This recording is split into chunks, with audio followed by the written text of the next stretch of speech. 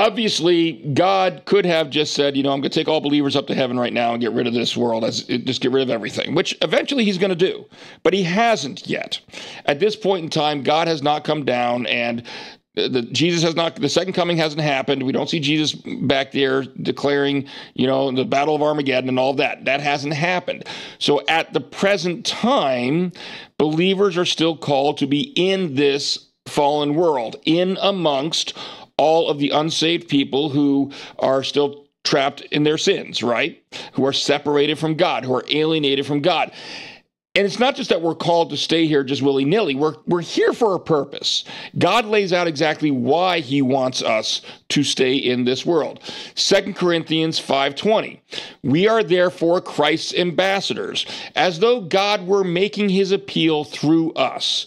We implore you on Christ's behalf, be reconciled to God. All right, so we are not just in the world because God hasn't gotten around to destroying everything yet and renewing everything yet. We're in the world for a very specific purpose. We're called to be in the world so that we can be ambassadors for Christ. All right? But if we're ambassadors, that also carries some implications to it. Who are we ambassadors to? Every ambassador represents their home country to a foreign country, right? So if we are Christ's ambassadors, then we represent Christ, but who do we represent Christ to?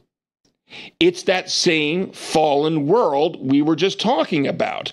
It's fallen humanity, alienated humanity, humanity who's trapped in their sins. That's who we are Christ's representatives, Christ's ambassadors to. So what this means by logical necessity then is that we are called to associate with fallen humanity. You can't be an ambassador to someone you never talk to.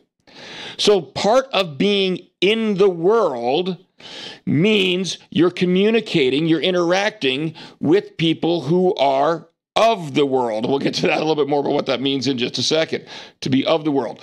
And Paul explicitly laid this out in 1 Corinthians chapter 9. I'm sorry, I messed that up. I don't remember what chapter it is. It's 1 Corinthians, verses 9 through 11, but I missed the chapter on here. I apologize for that. But in 1 Corinthians, Paul, in clarifying some confusion, because he had told people in the Corinthian church in Corinth not to associate with sexually immoral people. And they took that to mean that they had to cut themselves off entirely from the sinful world around them because they were surrounded by non-believers who were sexually immoral. If you know anything about pagan religions of the time, then you know that was very common practice. And so look what he wrote here in 1 Corinthians. He said, I wrote to you in my letter not to associate with sexually immoral people. Not at all meaning the people of this world who are immoral, or the greedy and swindlers or idolaters. In that case, you would have to leave this world. And we can't leave this world because Jesus told us to be in this world, right?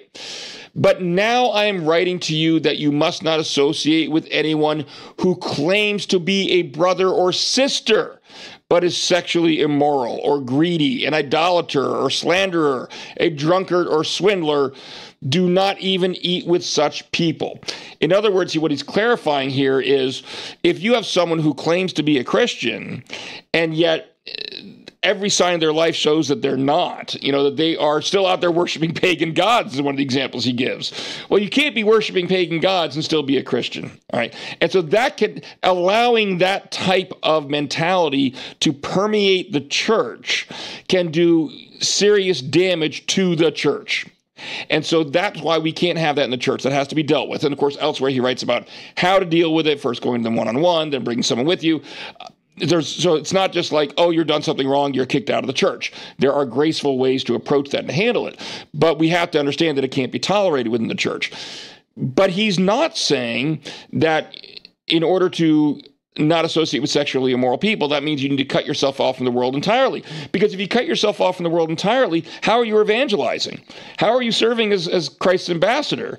Again, you're not. And so he very much makes that very, very clear here, that that is not what he means by not associating. We are supposed to be associating, all right, with the people of this world, even though they are sinners.